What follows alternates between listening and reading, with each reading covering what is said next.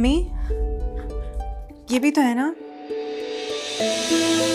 अरे नहीं बेटा, बेटा ये तुम्हारे हैं। हाँ, मेरे लिए बाबा से ज्यादा कोई चीज अहमियत नहीं रखती। मुझे नहीं चाहिए ये सब, मुझे सिर्फ मेरे बाबा चाहिए। ये ले जाएं प्लीज। नहीं रिधा, ये तुम्हारी शादी का जेवर है, इसके अलावा हमने तुम्हें दिया ही क्या है?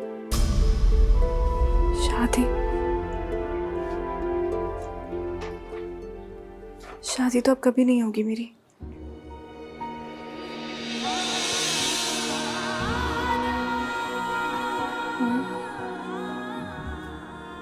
सैम के बगैर सब कुछ बेकार है माँ, और मेरे बाबा जान पे मेरा सब कुछ कुर्बान है।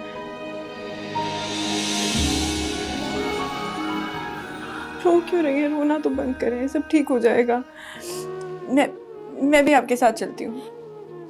तुमने मेरे साथ नहीं जाना, तुम घर पर ही रहो। दुआ करो अल्लाह से कि तुम्हारे अब्बू जल्द सेहत याब हो जाए। लेकिन बाबा हॉस्पिटल में, मैं घर पे कैसे रह सकती हूँ? मुझे भी साथ चलना है। नहीं बेटा, तुम घर पे रह के बाबा के लिए दुआ करो कि वो जल्द सेहत याब हो जाए। बस ये अलमारी में रख दो। मैं आती हूँ।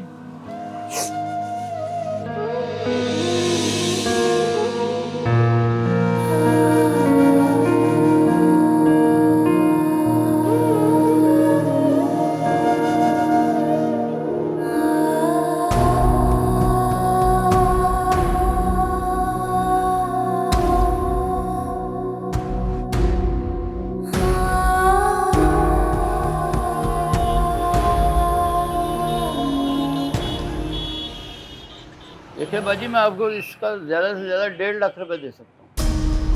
सिर्फ 1.5 लाख? भाई साहब ये तो बहुत कीमती है और इसका वजन भी ज्यादा है, और आजकल इसकी लागत बहुत ज्यादा है। देखिए बाजी, सोना खरीदने वक्त दाम कुछ और होता है और बेचने वक्त दाम कुछ और होता है, और फिर वापसी पर कार्ड भी ली जाती है। ठीक है भाई साहब, आप रहने दें, मैं किसी और को दिखा देती हूँ। चले, हमारे आपके पुराने खानदानी तल्लुकात हैं, इसलिए मैं आपको इसका 50,000 रुपया और दे दूँ, इससे ज़्यादा गुंजाइश नहीं। ठीक है भाई साहब, दे दीजिए।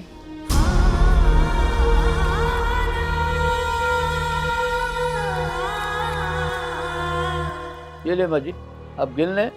ठंडा मंगाऊँ आपके लिए? नहीं भाई साहब, शुक्रिया।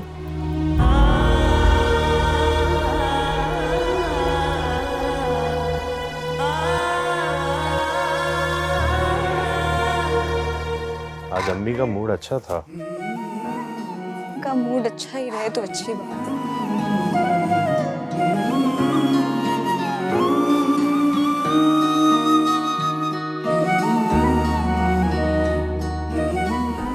आयजा, मैं चाहता हूं कि तुम इस हॉस्पिटल के साइकोलॉजिकल वार्ड का कुछ ऐसा इंटीरियर डिजाइन करो कि वहां का घुटनज़दा माहौल खत्म हो जाए। कुछ ऐसी पेंटिंग्स लगाओ वहां पर जिनमें जिंदगी की उम्मीद हो, खुशी का तासुर हो। भाई मैं आपकी ये बात सुनकर बहुत खुश हुई हूँ, वरना उस वार्ड की तरफ तो किसी का ध्यान ही नहीं होता। जबकि लोग ये समझते ही नहीं है कि जो मेंटल पेशेंट्स होते हैं उनके लिए काउंसलिंग और एक अच्छा माहौल मेडिसिन से ज्यादा इम्पोर्टेंट होता है। देखना, जब हम अपना हॉस्पिटल बनाएंगे ना, तो उसकी हर वार्ड को अपने हिसाब से डिजाइन करेंगे। आप अपना हॉस्पिटल पता नहीं कब बनाएंगे। मेरी दानियाल से रात बहुत डिटेल से बात हुई है, अब मिलूंगा ना उससे तो बाकी चीजें भी डिस्कस करूंगा।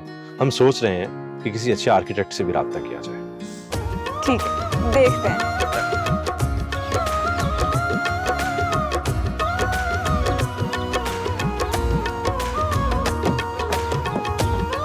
मेरा भी डोर ओपन कर।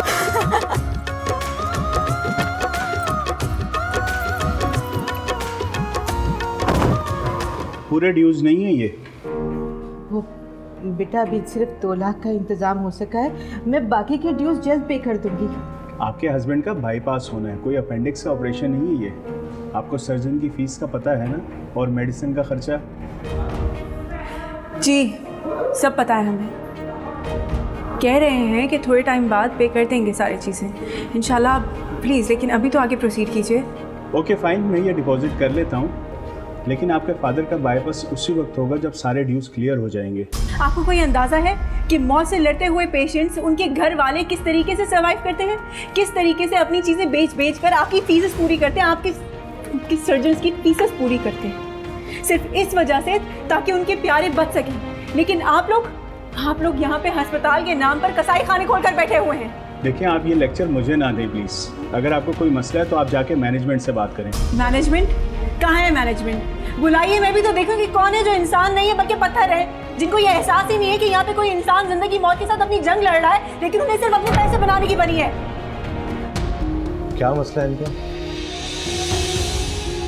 सर, इनके फादर का बाईपास होना है और आपको तो पता है ना हॉस्पिटल के चार्जेस क्या हैं बाईपास के। सब मुझे पता है, लेकिन इनका प्रॉब्लम क्या है वो बताएं आप मुझे।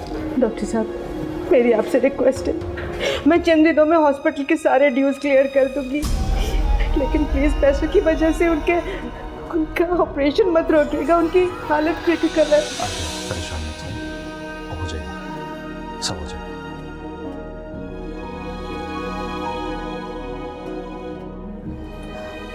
भाई मैं साइकोलॉजिकल वार्ड।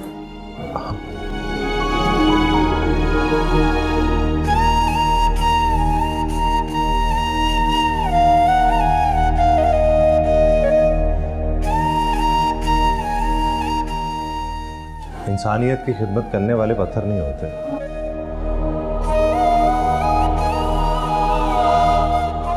वो भी इंसान ही होते हैं। उनके सीने में भी तड़प रखने वाला दिल होता है। आप प्लीज चले मेरे साथ। माँ, आप चाहे मैं यहीं वेट कर रही हूँ।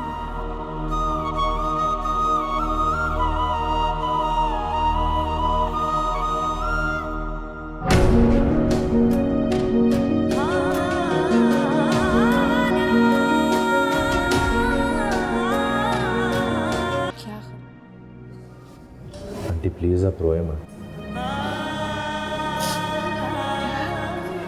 बस बेटा,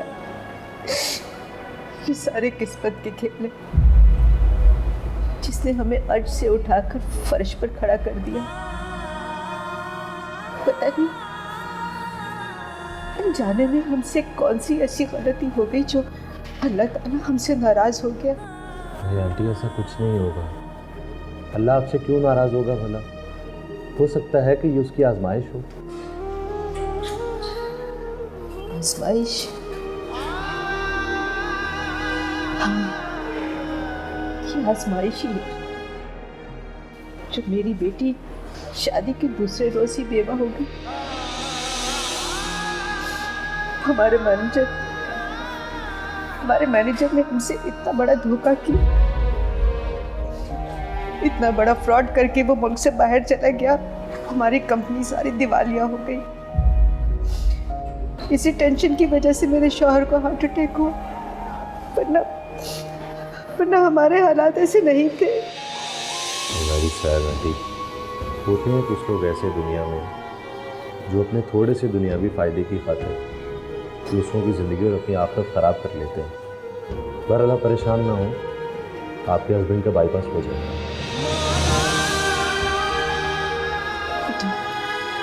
तुम्हें इसकी जगह देगा। मैं कुछ ही दिनों में हॉस्पिटल के सारे ड्यूज दे दूंगी। अरे आंटी, अगर आपने मुझे बेटा कह के दुआ दे ही दी है तो परेशान क्यों हो रही है? सब ठीक हो जाएगा इंशाल्लाह। इंशाल्लाह। वो बेटा, उनका ऑपरेशन तो ठीक से होगा ना? इंशाल्लाह, आप अल्लाह से दुआ करें। हम क्या उनसे मिल सकते? जी जी शोर चले, आए आपको लेकर चलते हैं।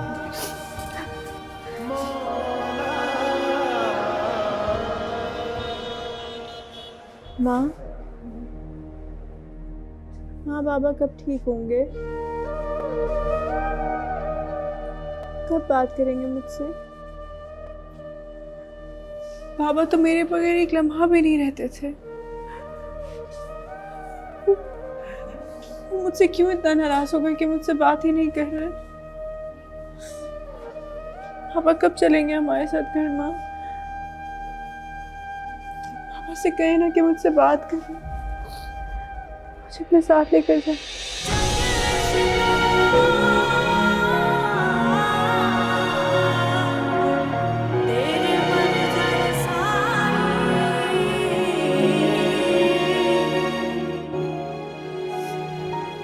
आपके बाबा ठीक हो जाएंगे।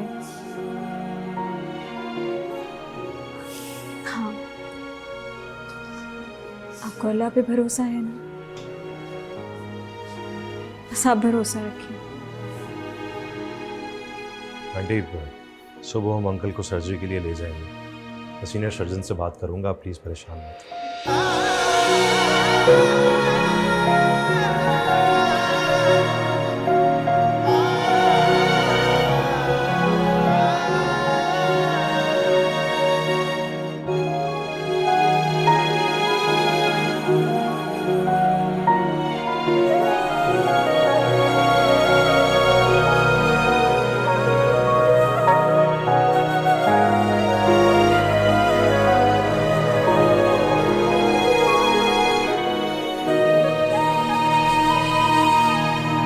अच्छा, तो अब सारी बातें तुम भैया से करोगे।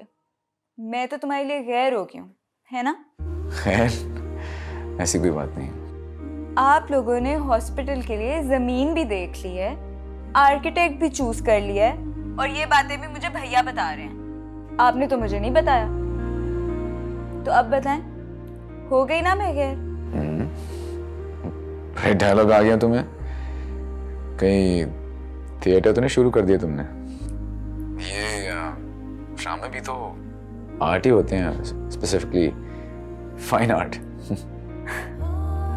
और ये जो आपको बातें घुमाना आ गई हैं, उसे क्या कहते हैं? इसका भी तो कोई नाम होगा ना आपकी सर्जरी में? हाँ है। क्या? Cosmetic surgery. बकवास।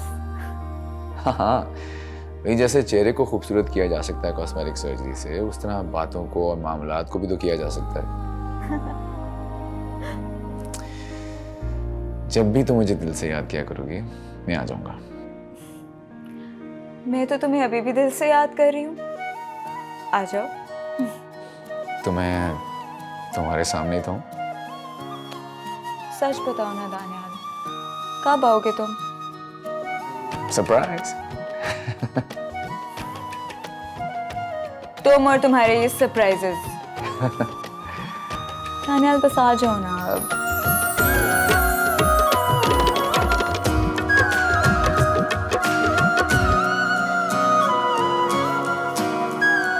हाँ लाओ बेटा, बेटा थोड़े से बच्चे रह गए हैं, बस मैं इन्हें भी बांट दूं। तुम जल्दी से तैयारी कर लो, फिर हॉस्पिटल चलते हैं। आ जाओ।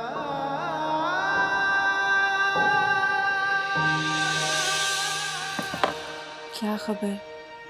अभी ताया अब्बा पाकिस्तान में ही हों, शायद वो भी लंदन गए ही ना हों। मुझे उन्हें बताना चाहिए। ताया अब्बा तो बाबा से बहुत मोहब्बत करते हैं, वो मुझसे भी तो बहुत मोहब्बत करते हैं। एक एक करके आ जाओ बेटा, आ जाओ, शाबाश, जल्दी से आ जाओ। ये लो बेटा, रिदा के बाबा के लिए दुआ करना कि अल्लाह उन्हें सेहत दे। आपका मतलब नंबर इस वक्त बंद है, बराए मेहरबानी कुछ देर बाद कोशिश कीजिए। बेटा तुम भी दुआ करना कि अल्लाह उन्हें सलामत रखे हमारे सरों पर। इसका मतलब ताया अब्बा सचमुच यहाँ से चले गए हैं। उन्होंने वाकई हमें हमेशा के लिए छोड़ दिया है। बेटा तुम भी दुआ करना, हाँ? तुम इतने मासूम हो, तुम्हारी दुआ अल्लाह जरूर सुनेगा। दुआ करना कि अल्लाह रिदा के बाबा को सेहत दे। या अल्लाह मेरी दुआ कबूल फरमाना, मेरे शौहर को मेरे सर पर सलामत रखना।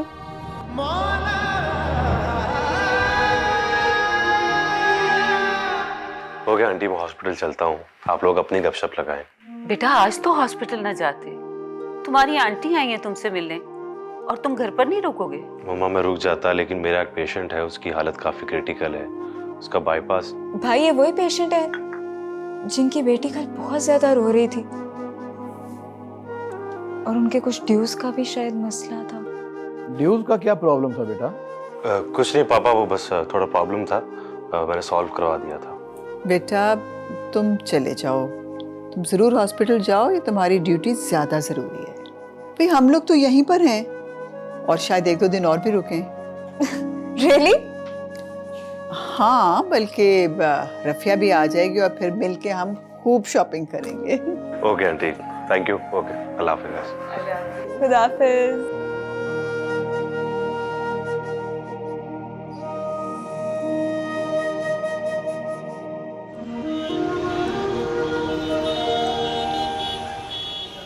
इंशाअल्लाह इंशाअल्लाह मेरा रब बड़ा रहम वाला है, वो आपको जल्द सेहत दे देगा, पहले जैसी सेहतमंद जिंदगी होगी। अल्लाह आपका हमेशा साया मुझ पे कायम रखे। अल्लाह कहीं मेरे पापा को मेरी भी उम्र लग जाए। ठीक हो जाइए इंशाअल्लाह, ठीक हो जाइए। ये अल्लाह का रहम करना, अल्लाह करम करना। हाँ, आप बिल्कुल ठीक हो जाएंगे ना? ये अल्लाह अपना करम करना। बेशक शफा और ज़िंदगी अल्लाह के हाथों में है, लेकिन हम लोग पूरी कोशिश करेंगे कि आप लोग भी अल्लाह की रहमत से मायूस मत होइए।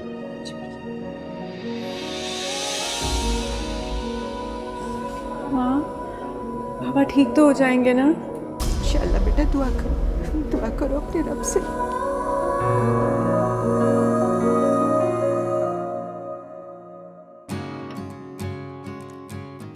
इस वक्त मेरा दानियाल लाहौर एयरपोर्ट लैंड करने वाला होगा। अगर ये लड़का मुझे मना ना करता तो मैं भी इस वक्त एयरपोर्ट इसको लेने पहुंची हुई होती।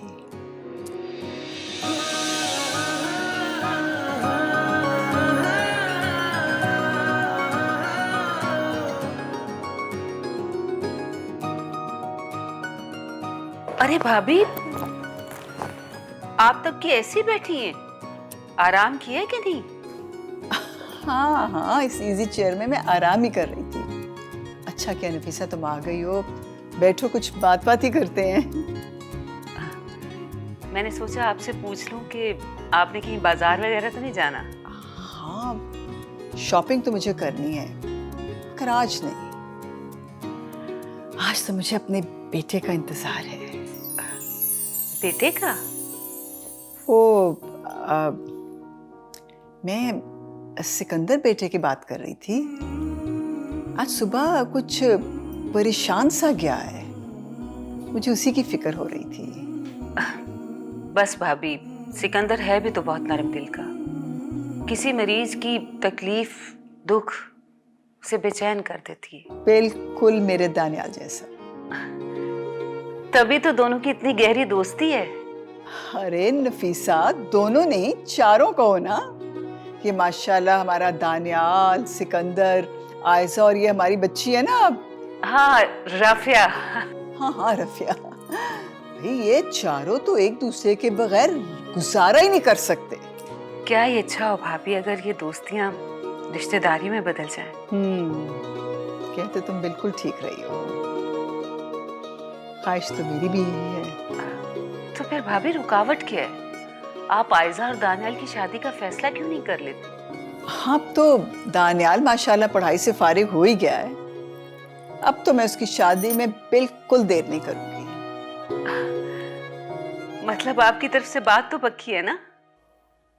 नफीसा बहन, अब हम तो सिर्फ ख्वाहिश या इरादा ही कर सकते हैं ना। फैसला करने वाली तो अल्लाह की जात है। बस दुआ करो कि अल्लाह को इनका साथ मंजूर हो। आमीन। ये आयशा कहाँ है, नजर नहीं आ रही। पता नहीं, अभी कुछ देर पहले ही निकली है। आयशा कह रही थी उसे किसी जरूरी काम से जाना है। जानती हूँ मैं किस जरूरी काम गई हूँ।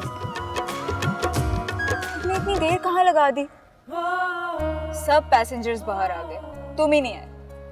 यार वो बैगेज आने में टाइम लग गया बस। और हाँ, वो सर्जन साहब कहाँ है हमारे? मेरे ख्याल में अभी तक तो फ्री हो चुका होगा। नहीं, वो आज किसी बहुत सीरियस बाईपास में फंस गए हैं। मुझे लगता है अभी तक हॉस्पिटल ही होंगे। तो फिर हम ऐसा करते हैं कि हॉस्पिटल चलते हैं।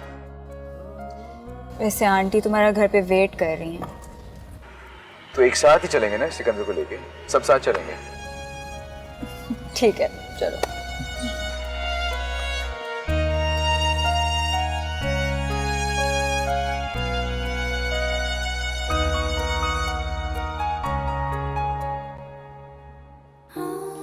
मेरे बाबा का ऑपरेशन। प्लीज़ ये मेडिसिन ले आप। मैं अभी ले आती हूँ। मैं लेकर आती हूँ, तुम बैठो।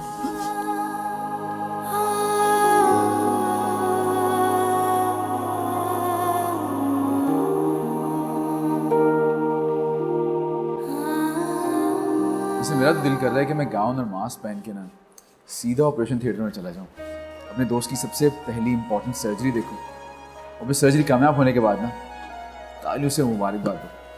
जो उस वक्त उसका फेस एक्सप्रेशन होगा ना, वो देखने वाला होगा। वाह, बहुत ही फिल्मी सोच होगी है तुम्हारी। लगता है वहां जाकर सस्पेंस मूवीज देखते रहे हो अकेले। क्या करूँ, अकेले में इंसान फिल्मों से दिल लगाता है ना। वैसे आई एम सीरियस। इम्पॉसिबल, तुम्हारी ये फिल्मी सोच यहाँ पूरी नहीं हो सकती। क्यों नहीं पूरी हो सकती? I am a surgeon after all. जा रहा हूँ मैं।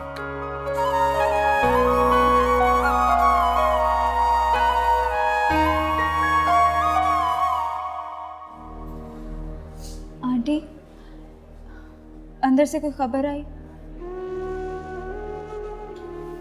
आंटी आप परेशान ना हो, मेरे भाई भी अंदर ही हैं। बस आप टेंशन ना लो। आंटी रिदा कहाँ है? वो बेटा वुज़ू करने गई है। भाई साहब, तो ये दवाइयाँ अंदर पहुँचानी है। मुझे देना आंटी, मैं अभी देकर आती हूँ। आप परेशान हो, आप रेस्ट करें, मैं आती हूँ।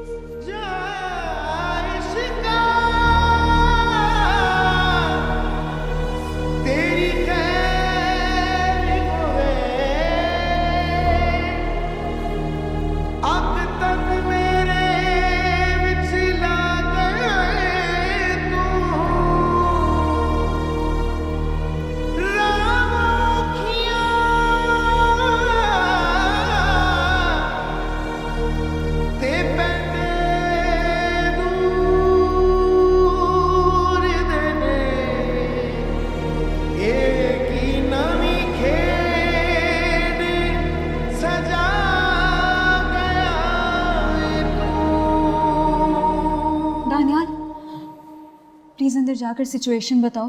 कोई नहीं हमें कुछ बता रहा। ये रिदा के फादर हैं, उनकी तबीयत नहीं ठीक।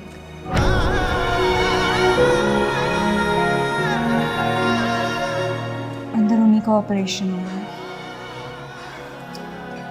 बहुत परेशान है ये लोग।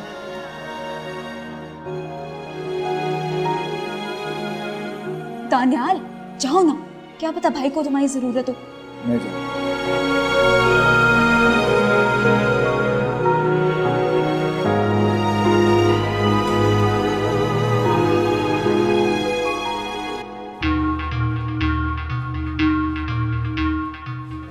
क्या हुआ? हम जावेद साहब को नहीं बचा सके। समझ में नहीं आ रहा कि मेरी माँ बेटी को ये कैसे खबर सुना।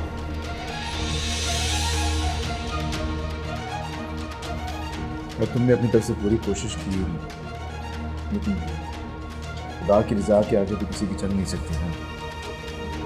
उनकी ज़िंदगी इतनी ही थी शायद। बेशक अल्लाह की रज़ा के आगे तो किसी की नहीं चल सकती, लेकिन उस लड़की की शादी के रात उसके मियाँ का मर्डर हो गया था, उसके बाप का इंतकाल हो गया है, वो दोनों माँ बेटियाँ बेवा हो गई।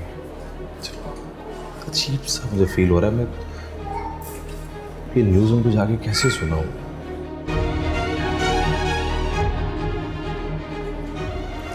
चाहता हूँ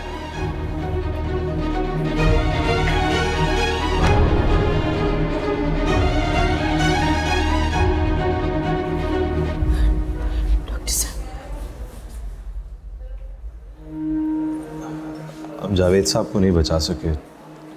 प्लीज नो मोर।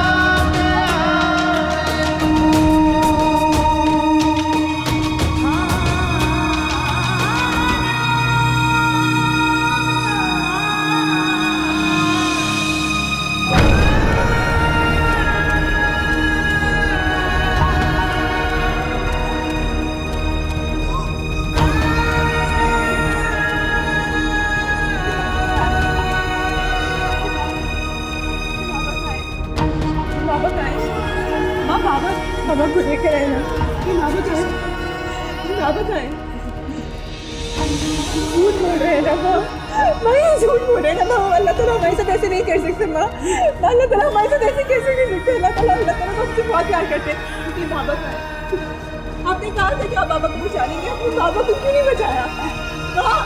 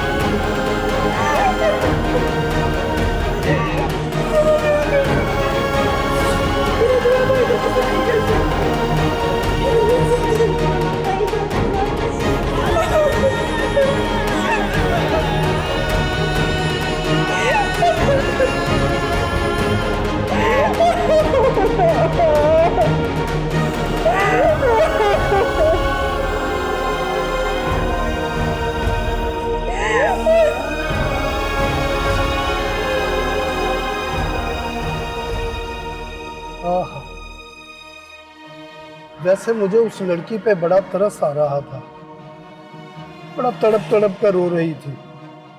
बाबा मुझे तो डर है उसे कहीं कुछ हो ना जाए। बाबा, मैंने महसूस किया है आप खासे परेशान नजर आ रहे हैं, खैरियत तो है? नहीं, बस वो सफ़र काफ़ी लंबा था ना, तो मेरे ख्याल में रेस्टलेसनेस हो रही है शायद। हाँ ये तो है। बाबा आप एयरपोर्ट से सीधा अस्पताल आए हैं ना, तो थकन तो हुई होगी। घर चलते हैं, घर चलकर आप आराम करें, मैं आपके लिए अच्छी सी कॉफ़ी बना दूंगा, फिर सो जाइएगा।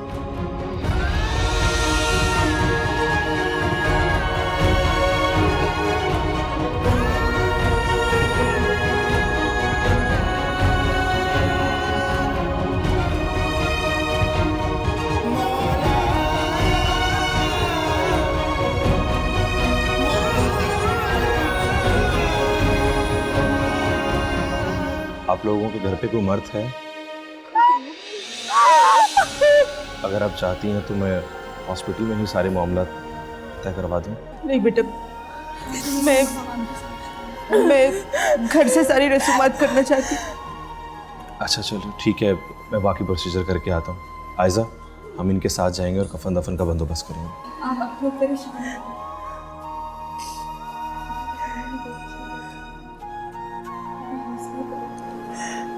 तो बेरहम नहीं हो सकता, अल्लाह नहीं कर सकता हमारे साथ ऐसा, अल्लाह तो बेरहम नहीं हो सकता। माँ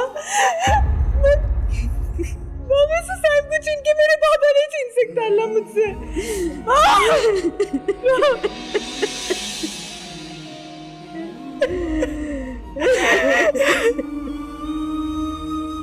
पता नहीं आयजा और सिकंदर ने कुछ खाया भी होगा कि नहीं। मुझे समझ नहीं आती कि ये दोनों बहन भाई अगर इसी तरह सोशल वर्क करते रहे तो इनकी अपनी जिंदगियां कैसे गुजरेंगी, किस तरह अपनी जिंदगियों को टाइम दे पाएंगे। अरे बेगम, जो दूसरों के दुख बांटते हैं अल्लाह उनके हिस्से में सुख लिख देता है। आप परेशान न हुआ करें। लेकिन आज तो उन्हें घर पर होना चाहिए था, पता भी है घर पर मेहमान आए हुए हैं।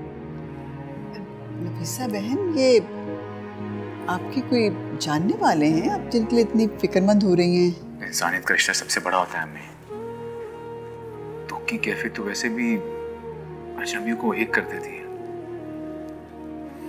अगर हम वहां पे होती ना उनके सामने, आपका दिल करता कि आप भी किसी तरह उनका गम बांट लें बस। अच्छा भाई, हॉस्पिटल में तो हर थोड़ी देर बाद किसी न किसी की मौत होती रहती है। अब डॉक्टर्स की ड्यूटी तो नहीं है ना कि मरने वालों की मैयतों को उनके घर छोड़कर आए। आपको नहीं पता कि क्या कुछ हो चुका है उसके साथ। शादी के दूसरे दिन उसके हस्बैंड की डेथ हो गई और अब उसके वालिद की, पता नहीं घर में कोई कमाने वाला है भी, कैसे गुजारा होगा।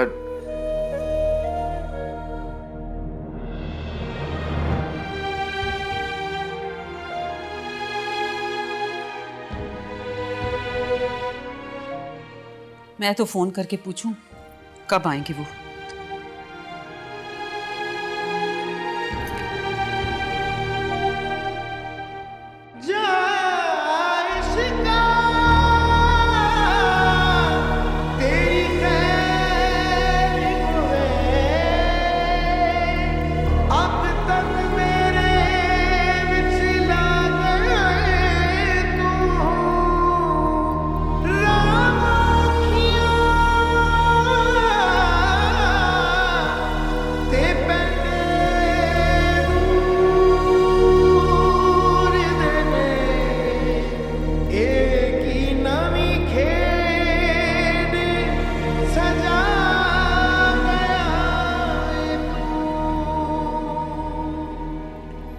आपको मजीद परेशान होने की जरूरत नहीं है। खुदा ने आपकी सुन ली। आपके बाप आप खतरे से बाहर हैं और 1-2 दिन में घर भी जा सकते हैं।